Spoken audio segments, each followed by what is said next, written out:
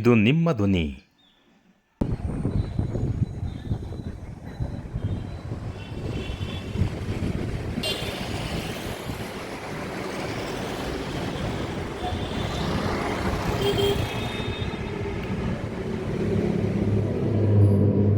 ಸಾಕಾರಗೊಳಿಸುವವರು ಮಾತ್ರ ಇತಿಹಾಸ ನಿರ್ಮಿಸುತ್ತಾರೆ ಅನ್ನೋದಕ್ಕೆ ಒಂದು ಅಪೂರ್ವವಾದಂಥ ಒಂದು ಕಾರ್ಯಕ್ರಮ, ಪದವಿ ಪ್ರದಾನ ಮತ್ತು ಸಹ ಸಮಾರಂಭ ಅನ್ನುವಂಥ ಮುನ್ನೋಟವನ್ನು ನನಗೆ ತಿಳಿದ ಮಟ್ಟಿಗೆ ನೀಡುವಂಥ ಒಂದು ಇವರು ಹಮ್ಮಿಕೊಂಡಿರುವಂಥ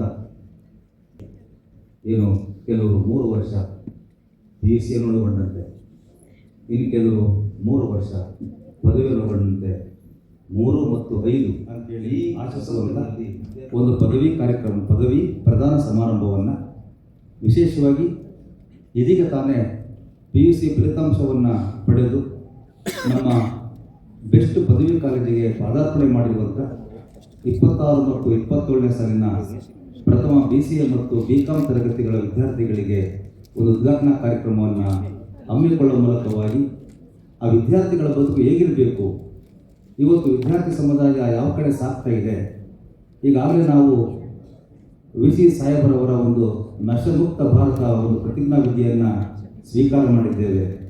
ಇಲ್ಲಿ ಪೋಷಕರಿದ್ದೀರಿ, ವಿದ್ಯಾರ್ಥಿಗಳು ಹೇಗೆ ಸಮಾಜಕ್ಕೆ ಎಷ್ಟು ಮುಖ್ಯನೋ ಆಗ ಪೋಷಕರ ಜವಾಬ್ದಾರಿ ಕೂಡ ಅಷ್ಟೇ ಮುಖ್ಯವಾಗಿರುತ್ತದೆ ಅನ್ನುವಂಥ ಒಂದು ನಿಲುವನ್ನು ಇಟ್ಕೊಂಡು ಇವತ್ತು ಈ ಒಂದು ಸಮಾರಂಭದಲ್ಲಿ ಭಾಗಿಯಾಗಿರುವಂಥ ಸಾಧಕರೇನಿದ್ದಾರೆ ಅವರ ಒಂದು ಸಾಧಕ ನುಡಿಗಳನ್ನು, ಅನುಭವಗಳನ್ನು ವಿದ್ಯಾರ್ಥಿಗಳಿಗೆ ತಿಳಿಸುವ ಮತ್ತು ಆ ಮೂಲಕ ಅವರಿಗೆ ಒಂದು ಮಾರ್ಗದರ್ಶನ ನೀಡುವಂಥ ಒಂದು ಕಾರ್ಯಕ್ರಮ ಇವತ್ತು ಹಮ್ಮಿಕೊಂಡಿದ್ದೇವೆ.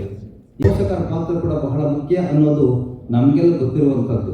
ಈ ಹಿನ್ನೆಲೆಯಲ್ಲಿ ಈ ಕಾರ್ಯಕ್ರಮಕ್ಕೆ ನಿಮ್ಮನ್ನು ಸ್ವಾಗತ ಮಾಡಲಿಕ್ಕೆ ನನಗೆ ಬಹಳ ಸಂತೋಷ ಎನಿಸುತ್ತದೆ. ಈ ಹಿನ್ನೆಲೆಯಲ್ಲಿ ಹಾಗಾಗಿ ಕೆಲವರು ಮಾತ್ರ ನಮ್ಮ ವ್ಯಕ್ತಿಗಳಲ್ಲಿ ಈ ಒಂದು ಕಾರ್ಯಕ್ರಮಕ್ಕೆ ಆಗಮಿಸಬೇಕು, ತಮ್ಮನ್ನ ಕೋರ್ಲಿಕ್ಕೆ ಬರ್ತೀವಿ ಅಂತಂದ್ರೆ ನೀವು ಬರೋದೇ ಬೇಡ, ಈ ಫೋನ್ ಕಾಲೇ ಸಾಕು ಅಂತೇಳಿ ಸರಳವಾದ ರೀತಿಯಲ್ಲಿ ವರ್ತಿಸಿದಂತಹ ವ್ಯಕ್ತಿತ್ವ 280 ಕಾಲೇಜುಗಳಿವೆ.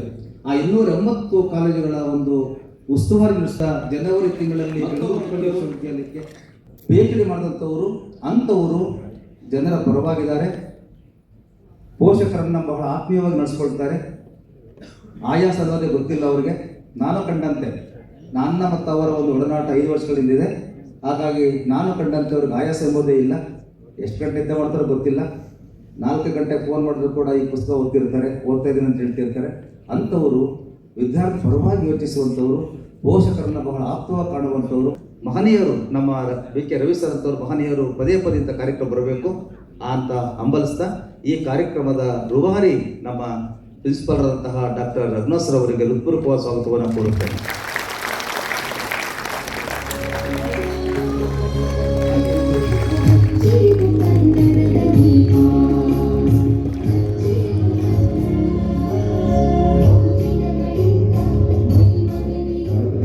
ಮಾಡಲು ವಿದ್ಯಾರ್ಥಿನಿ ನೀತು ಅವರನ್ನು ವೇದಿಕೆಗೆ ಸ್ವಾಗತಿಸೋಣ.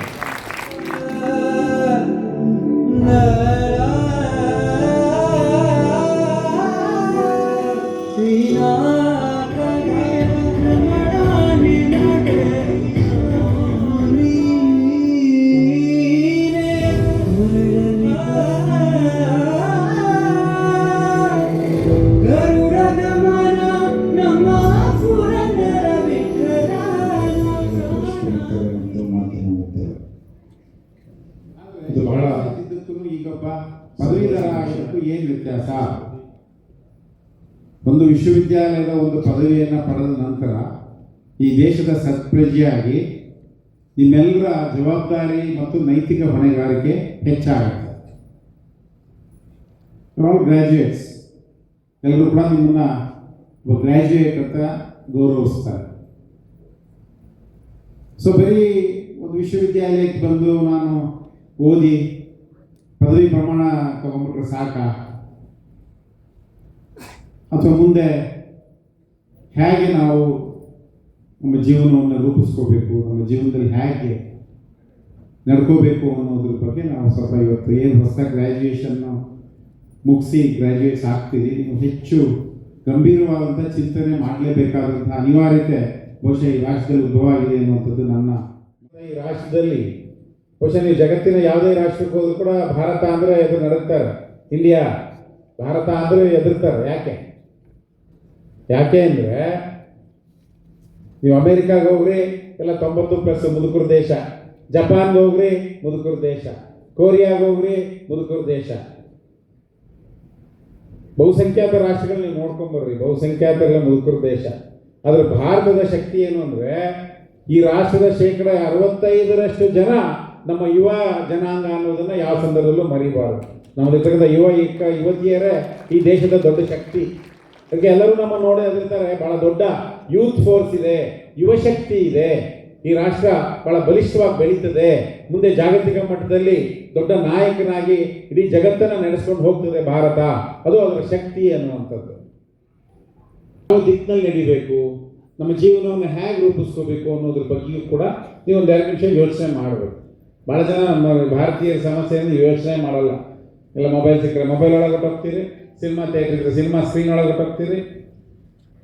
ವಿಶೇಷವಾಗಿ ನೀವು ಇವತ್ತಿನ ದೇಶದ ಸತ್ಪ್ರಜೆಗಳಾಗಿ ನೈತಿಕತೆಯನ್ನು ಬೆಳೆಸ್ತಕ್ಕಂಥ ಇದೇ ಸಂದರ್ಭದಲ್ಲಿ, ನೀವು ಗ್ರಾಜ್ಯುಯೇಟ್ಸ್ ಆಗ್ತಾ ಇರ್ತಕ್ಕಂಥ ಈ ಸಂದರ್ಭದಲ್ಲಿ ನಮ್ಮ 4 ವಾಕ್ಯಗಳನ್ನು ಡಿಗ್ರಿಯನ್ನು ಮುಗಿಸಿ ಈಗ ನೀವೆಲ್ಲರೂ ಈ ಕಾಲೇಜಿಂದ ಹೋಗ್ತೀರಿ. ನಮ್ಮ VC ಸರ್ ಹೇಳಿದಂಗೆ ಡಿಗ್ರಿಯನ್ನು ತಗೊಳ್ಳೋದು ಅಂತ ಹೇಳಿದ್ರೆ ವೆರಿ ರೆಸ್ಪಾನ್ಸಿಬಿಲಿಟಿ, ಬಿಗ್ ರೆಸ್ಪಾನ್ಸಿಬಿಲಿಟಿ ಅದು. ಈಗ ನೀವು ಡಿಗ್ರಿಯನ್ನು ತಗೊಂಡು ಹೊರಗಡೆ ಬರ್ತಿದ್ದೀರಿ ಅಂದರೆ it is not easy. You have lot of pressure. ಏನದು ಪ್ರೆಷರ್ ಅಂತ ಹೇಳಿದ್ರೆ ನಿಮಗೆ ಲಾಟ್ ಆಫ್ ರೆಸ್ಪಾನ್ಸಿಬಿಲಿಟಿ ಇದೆ. ಏನದು ರೆಸ್ಪಾನ್ಸಿಬಿಲಿಟಿ ಅಂತ ನೀವೆಲ್ಲರೂ ಸಹಿತ ಅರ್ಥ ಮಾಡ್ಕೋಬೇಕು. ಬಹಳ ಸೆನ್ಸಿಬಲ್ ಆಗಿರ್ಬೇಕು. ಸುಮ್ಮನೆ ಮೆಕ್ಯಾನಿಕಲ್ ಆಗಿ ಡಿಗ್ರಿ ತಗೊಂಡು ಹೊರಗಡೆ ಹೋಗುವಂಥದ್ದಲ್ಲ, ಮೀನಿಂಗ್ಫುಲ್ ಡಿಗ್ರಿ ಆಗಿದೆ ಇದು. ಏನು ನಮ್ಮ ಜವಾಬ್ದಾರಿ ಅಂತ ನೀವೆಲ್ಲರೂ ಸಹಿತ ಅರ್ಥ ಮಾಡ್ಕೋಬೇಕು. ಏನು ಅಂತ ಹೇಳಿದ್ರೆ ನೀವು ಡಿಗ್ರಿ ಮಾಡ್ತಾರಂಥ ಸಂದರ್ಭದಲ್ಲಿ ಪೇರೆಂಟ್ಸು ತುಂಬಾ ಆಸೆಗಳನ್ನ ಇಟ್ಕೊಂಡಿದ್ದಾರೆ. ನಮ್ಮ ಮಗು ಡಿಗ್ರಿ ಮಾಡ್ತಿದೆ, ನಮ್ಮ ಕಷ್ಟಗಳನ್ನ ಪರಿಹಾರ ಮಾಡುತ್ತೆ, ಅದ್ರ ಕಾಲ ಮೇಲೆ ನಿಂತ್ಕೊಳ್ಳುತ್ತೆ, ನಮಗೆ ಸಪೋರ್ಟ್ ಆಗಿರುತ್ತೆ, ನಮ್ಮ ಹೆಣ್ಣುಮಗಳು ನಮಗೆ ಭಾರ ಅಲ್ಲ, ನಮ್ಮ ಹೆಣ್ಣುಮಗಳು ನಮಗೊಂದು ಬಲ ಆಗ್ತಾಳೆ ಅಂತ ಪೇರೆಂಟ್ಸ್ ತುಂಬಾ ಆಸೆಗಳನ್ನ ಇಟ್ಕೊಂಡಿದ್ದಾರೆ. ಜೊತೆಗೆ ಈ ಒಂದು ರೆಸ್ಪಾನ್ಸಿಬಿಲಿಟಿಯನ್ನ ನೀವೆಲ್ಲರೂ ಸಹಿತ ಅರ್ಥ ಮಾಡಿಕೊಂಡು ಮುನ್ನಡಿಬೇಕಾಗಿದೆ. ನೀವೆಲ್ಲರೂ ಸಹಿತ ಇವತ್ತು ಡಿಗ್ರಿ ತಗೊಂಡಿದ್ದೀರಿ, ಅದರಲ್ಲೂ ಸಹಿತ BCom ಮತ್ತು BCA ಡಿಗ್ರಿಗಳನ್ನ ಮಾಡಿದ್ದೀರಿ. ಇವೆರಡು ಸಹಿತ ತುಂಬಾ ಡಿಮ್ಯಾಂಡ್ ಇರುವಂತ ಕೋರ್ಸ್ಗಳು. ಇವತ್ತು ನೀವು ಕಾನ್ಫಿಡೆಂಟ್ ಆಗಿ ಇವತ್ತು ಹೊರಗಡೆ ಬರಬೇಕು. ಯಾಕಂದ್ರೆ ಬ್ರೈಟ್ ಫ್ಯೂಚರ್ ನಿಮಗೋಸ್ಕರ ವೆಯ್ಟ್ ಮಾಡ್ತಿದೆ. BCom ಮತ್ತು BCA ಇದೆಯಲ್ಲ, ಇವತ್ತು ಟ್ರೆಡಿಷನಲ್ ಡಿಗ್ರಿಗೆ ಡಿಮ್ಯಾಂಡ್ ಕಡಿಮೆ ಆಗ್ತಿದೆ, ಆದರೆ BCom ಮತ್ತು BCA ಸೇಮ್ ಡಿಮ್ಯಾಂಡ್ ಅನ್ನ ಉಳಿಸ್ಕೊಂಡಿದೆ. ಯಾವುದೇ ಕೋರ್ಸ್ ಬೆಸ್ಟ್ ಅಥವಾ ವರ್ಸ್ಟ್ ಅನ್ನೋಂಥದ್ದೇನಿಲ್ಲ. ಒಂದು ಕೋರ್ಸ್ ಅಲ್ಲಿ ನೀನು ಬೆಸ್ಟ್ ಬರಬೇಕು, ಟಾಪ್ ಬಂದ್ರೆ ಪ್ರತಿಯೊಂದು ಕೋರ್ಸು ಸಹಿತ ಬೆಸ್ಟ್. ಈಗ ನೀನೇನಾದ್ರೂ ಕಾಮರ್ಸ್ ಅಲ್ಲಿ ಮತ್ತು BCA ಅಲ್ಲಿ ತುಂಬಾ ಚೆನ್ನಾಗಿ ಓದಿ ಒಳ್ಳೆ ನಾಲೆಜ್ ಅನ್ನ ತಗೊಂಡು ಒಳ್ಳೆ ಪರ್ಸೆಂಟೇಜ್ ತಗೊಂಡು ವಿತ್ ಗುಡ್ ಸ್ಕಿಲ್ ನೀನು ಹೊರಗಡೆ ಬಂದಿದೀಯ ಅಂತ ಹೇಳಿದ್ರೆ ನಿಜವಾಗ್ಲೂ ನಿಮಗೆ ತುಂಬಾ ಡಿಮ್ಯಾಂಡ್ ಇದೆ. ಈಗ ನೀವೆಲ್ಲರೂ ಸಹಿತ ಡಿಗ್ರಿ ಮುಗಿಸ್ಕೊಂಡು ಹೊರಗಡೆ ಬರ್ತಾ ಇದ್ರಿ, 4 ಆಪ್ಷನ್ಸ್ ನಿಮ್ಮ ಮುಂದೆ ಇದೆ. ನಿಮ್ಮ ಟೀಚರ್ಸ್ ಹೇಳಿರ್ತಾರೆ, ಈ 4 ಆಪ್ಷನ್ಸ್ ಅಲ್ಲಿ ಯಾವುದು ನಿಮ್ದು ಬೆಸ್ಟ್ ಅಂತ ಹೇಳಿ ನೀವು ಈಗ ಸೆಲೆಕ್ಷನ್ ಮಾಡ್ಕೋಬೇಕು. ಒಂದು ಆಪ್ಷನ್ ಏನಂತ ಹೇಳಿದ್ರೆ ನೀವೆಲ್ಲರೂ ಸಹಿತ ಹೈಯರ್ ಸ್ಟಡೀಸ್ ಹೋಗ್ಬೋದು, MCom ಹೋಗ್ಬೋದು, MCA ಹೋಗ್ಬೋದು, ಇನ್ನಿತರ ನೀವು ಎಲಿಜಿಬಿಲಿಟಿ ಇರುವಂತಹ ಮಾಸ್ಟರ್ ಡಿಗ್ರಿಗಳಿಗೆ ಹೋಗ್ಬೋದು. ಯೋಚನೆ ಮಾಡಿ, ಇಂಟ್ರೆಸ್ಟ್ ಇದ್ರೆ ಹೋಗ್ರಿ. ಎರಡನೇದು ಏನು ಅಂತ ಹೇಳಿದ್ರೆ, ನಾನು ಹೇಳ್ದಂಗೆ ನಿಮಗೆ ತುಂಬಾ ಡಿಮ್ಯಾಂಡ್ ಇದೆ, ನಿಮಗೆ ಬೇಕಾದಷ್ಟು ಕಂಪನಿಗಳಲ್ಲಿ ಆಫರ್ ಇರ್ತದೆ. ನೀವು ಈಗಲೇ ಮನಸ್ಸು ಮಾಡಿದ್ರೆ, ನೀಡಿದೆ ಅಂತ ಹೇಳಿದ್ರೆ, ನಾನು ಕೆಲಸ ಮಾಡುವಂಥ ಅವಶ್ಯಕತೆ ತಕ್ಷಣ ಇದೆ ಅಂತ ಹೇಳಿದ್ರೆ, ಈಗ ನೀವು ಈಗಾಗಲೇ ಹೋಗಿ ಕಂಪನಿಗಳಲ್ಲಿ ವರ್ಕ್ ಮಾಡಿ ನೀವು ಅರ್ನಿಂಗ್ ಅನ್ನು ಸ್ಟಾರ್ಟ್ ಮಾಡ್ಬೋದು. ಎರಡನೇ ಆಪ್ಷನ್. ಮೂರನೇ ಆಪ್ಷನ್, ತಕ್ಷಣ ನಾನು ಕೆಲಸಕ್ಕೆ ಹೋಗೋ ಅವಶ್ಯಕತೆ ಇಲ್ಲ, ನಾನೊಂದು ಸೆಕ್ಯೂರ್ಡ್ ಜಾಬ್ ಹೋಗ್ಬೇಕು, ನಾನೊಂದು ಪರ್ಮನೆಂಟ್ ಜಾಬ್ ಹೋಗ್ಬೇಕು, ಒಂದು ಗವರ್ಮೆಂಟ್ ಕೆಲಸ ಹಿಡಿಬೇಕು ಅಂತ ಹೇಳಿದ್ರೆ ನೀನು ಕಾಂಪಿಟೇಟಿವ್ ಎಕ್ಸಾಮಿನೇಷನ್ಸ್ಗೆ ಪ್ರಿಪರೇಷನ್ ಆಗಬಹುದು. thereby you can enter into the government job. This is the third option. ಮೂರನೇ ಆಪ್ಷನ್ ಏನು ಅಂತ ಹೇಳಿದ್ರೆ, ನೀವು ಮಾಡಿರುವಂಥ ಕೋರ್ಸ್ ಏನು ಅಂತ ಹೇಳಿದ್ರೆ ಕಾಮರ್ಸ್, BCA ಮತ್ತು BCom. ಅಂದ್ರೆ ನೀನು ಓನ್ ಒಂದು ಬಿಸ್ನೆಸ್ ಅನ್ನ ಅಥವಾ ಒಂದು ಕಂಪನಿಯನ್ನ ಸ್ಟಾರ್ಟ್ ಮಾಡುವಂಥ ಕೋರ್ಸ್ ಅದು. ನೀವೇ ಮಾಡಬೇಕಾಗಿರೋದು, ನಿಮ್ಮ ಕೋರ್ಸ್ ಬಿಸ್ನೆಸ್. ಹಾಗಾಗಿ ನೀವೆಲ್ಲ ಹೋಗಿ ಒಂದು ಕಡೆ ಕೆಲಸ ಮಾಡಬೇಕು ಅನ್ನೋಂಥದ್ದೇನಿಲ್ಲ, ನೀವೇ ನಿಮ್ಮ ಓನ್ ಅರ್ನಿಂಗ್ ಅನ್ನು ಸ್ಟಾರ್ಟ್ ಮಾಡ್ಬೋದು, ಒಂದು ಸಣ್ಣ ಬಿಸ್ನೆಸ್ ಅನ್ನ ಸ್ಟಾರ್ಟ್ ಮಾಡ್ಬೋದು. ಆ ಮೂಲಕ ಮುಂದೆ ನೀವೇ 4-5 ಜನಗಳಿಗೆ ಕೆಲಸ ಕೊಡೋ ಲೆವೆಲ್ಗೆ ಬೆಳಬಹುದು. ಸಚ್ ಎ ವಂಡರ್ಫುಲ್ ಕೋರ್ಸ್ ಇವೆರಡೂ ಸಹಿತ. ಓಕೆ, ಆ ಕಾನ್ಫಿಡೆನ್ಸ್ ನಿಮ್ಗಿರಲಿ. ಈ 4 ಆಪ್ಷನ್ಸ್ ಅಲ್ಲಿ ವಿಚ್ ಇಸ್ ದ ಬೆಸ್ಟ್ ಅಂತ ನಿಮ್ಮ ಟೀಚರ್ಸ್ ಮತ್ತು ನಿಮ್ಮ ಫ್ರೆಂಡ್ಸ್ ನಿಮ್ಮ ಪೇರೆಂಟ್ಸ್ ಜೊತೆ ಡಿಸ್ಕಸ್ ಮಾಡಿ. ನೋಡಿ, ಯಶಸ್ಸು ಒಂದು ಗಮ್ಯ ಸ್ಥಾನವಲ್ಲ, ಅದು ನಿರಂತರ ಕಲಿಕೆ ಮತ್ತು ಪರಿಶ್ರಮದ ಪಯಣ. ನೋಡಿ, ವಿದ್ಯಾರ್ಥಿನಿಯ ಶ್ರಮಕ್ಕೆ, ಅವರ ನಿರಂತರ ಕಲಿಕೆಗೆ ಸಿಕ್ಕಂತ ಪ್ರತಿಫಲ ಅಂತ ನಾನು ಭಾವಿಸ್ತೇನೆ. ಅವರಿಗೆ ಶುಭವನ್ನು ಕೋರಬೇಕು.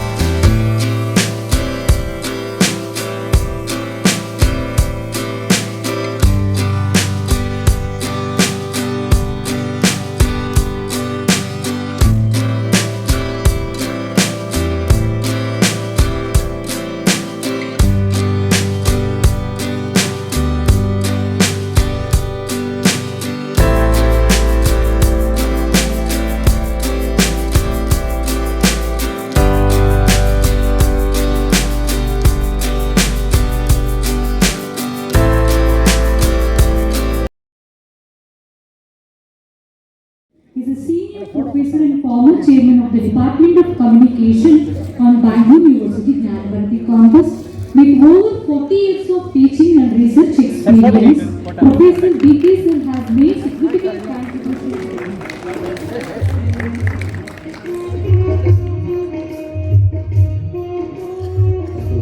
ಎಲ್ಲ ನಮ್ಮ ಕಾಲೇಜಿನ 2ನೇ ಮತ್ತು 3ನೇ ವರ್ಷದ ವಿದ್ಯಾರ್ಥಿನಿಯರೇ, ಮಾಧ್ಯಮ ಮಿತ್ರರೇ ಮತ್ತು ಎಲ್ಲ ಆಹ್ವಾನಿತರೇ,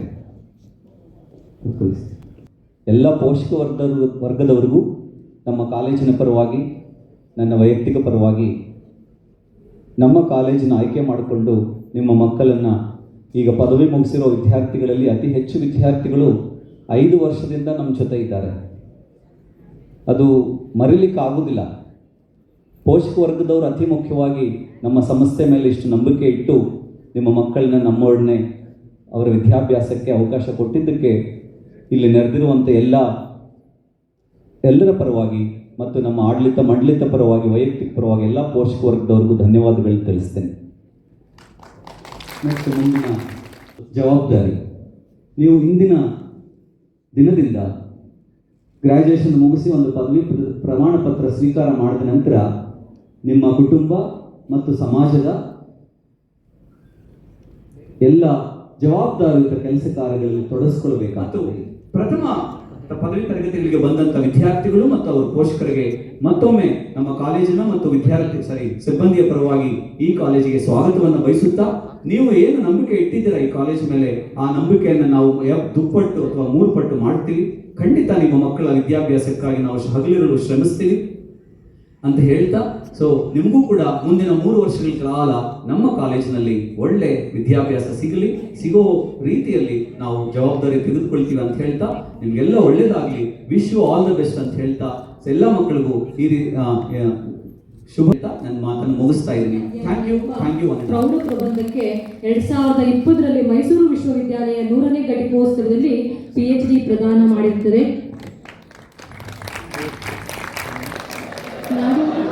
ಚಿಕ್ಕಬಳ್ಳಾಪುರ ನಗರದ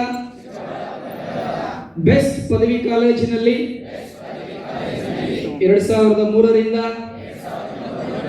2026ರವರೆಗಿನ ಪದವಿ ವಿದ್ಯಾಭ್ಯಾಸವನ್ನು ಮುಗಿಸಿದ್ದು, ನಾವು ನಮ್ಮ ಜ್ಞಾನ ಮತ್ತು ಕಲಿತ ವಿದ್ಯೆಯನ್ನು ಸಮಾಜದ ಒಳಿತಿಗಾಗಿ ಹಾಗೂ ಜನರ ಕಲ್ಯಾಣಕ್ಕಾಗಿ ಮಾತ್ರ ಬಳಸುತ್ತೇವೆ ಹಾಗೂ ನಮ್ಮ ವೃತ್ತಿ ಜೀವನದಲ್ಲಿ ನೈತಿಕತೆ ಮತ್ತು ಪ್ರಾಮಾಣಿಕತೆಯನ್ನು ಕಾಪಾಡುತ್ತೇವೆ. ನಾವು ನಮ್ಮ ದೇಶದ ಸಂವಿಧಾನಕ್ಕೆ ಗೌರವ ನೀಡಿ ರಾಷ್ಟ್ರದ ಪ್ರಗತಿಗೆ ಹಾಗೂ ನಮ್ಮ ತಂದೆ ತಾಯಿಯರ ಸ್ವಾಭಿಮಾನ ಹಾಗೂ ಆತ್ಮಗೌರವಕ್ಕೆ ಧಕ್ಕೆ ಬಾರದಂತೆ ಬದುಕುತ್ತೇವೆ ಎಂದು ಈ ಮೂಲಕ ಪ್ರತಿಜ್ಞೆಯನ್ನು ಸ್ವೀಕರಿಸುತ್ತೇವೆ.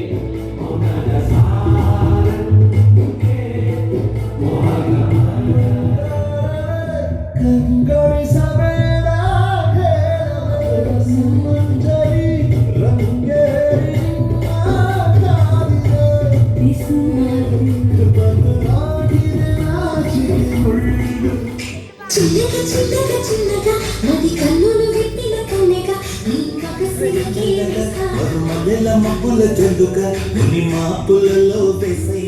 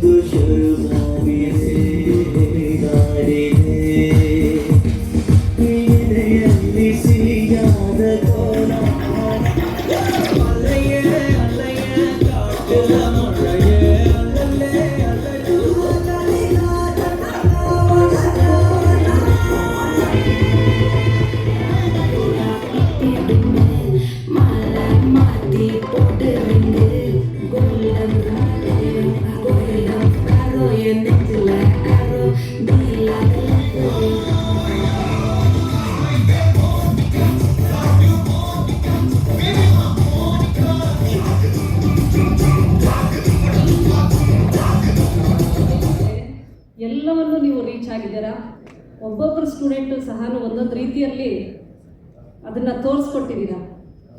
ಮೊದಲನೇದಾಗಿ ನಾನು ಈ ಪೋಷಕರು ಏನು ಬಂದಿದ್ದಾರೆ ಇವತ್ತು ಫಸ್ಟ್ ಇಯರ್ಸ್ಗೆ ಜಾಯಿನ್ ಮಾಡಿಸಿದ್ದಾರೆ, ನಮ್ಮಲ್ಲಿ ನಂಬಿಕೆ ಇಟ್ಟು ಅವ್ರಿಗೆ ಸ್ವಾಗತವನ್ನು ಬಯಸ್ತೇನೆ. ಮತ್ತು ಅವರ ವಿದ್ಯಾರ್ಥಿಗಳಿಗೂ ಸಹ ಸ್ವಾಗತ. ನೀವು ಏನು ನಂಬಿಕೆ ಇಟ್ಟಿದ್ದೀರೋ ಅದನ್ನು ನಾವು ಸುಳ್ಳಾಗಲಿಕ್ಕೆ ಬಿಡೋದಿಲ್ಲ. ನಾವು ಡೆಫಿನೆಟ್ಟಾಗಿ ನಿಮಗೆ ಏನು ಬೇಕು ನಿಮ್ಮ ಮಕ್ಕಳಿಗೆ ಅದನ್ನು ಬೇಸ್ ಹಾಕ್ಕೊಡ್ತೀವಿ. ಮತ್ತು ಹಾಗೆ ಏನು ಇವತ್ತು ಡಿಗ್ರಿ ಮುಗಿಸ್ಕೊಂಡು ಹೊರಗಡೆ ಹೋಗ್ತಿದ್ದಾರೆ ಆ ಥರದ ಮಕ್ಕಳಿಗೂ ಸಹ ಒಳ್ಳೆಯದಾಗಲಿ. ಸ್ಟಾರ್ಟ್.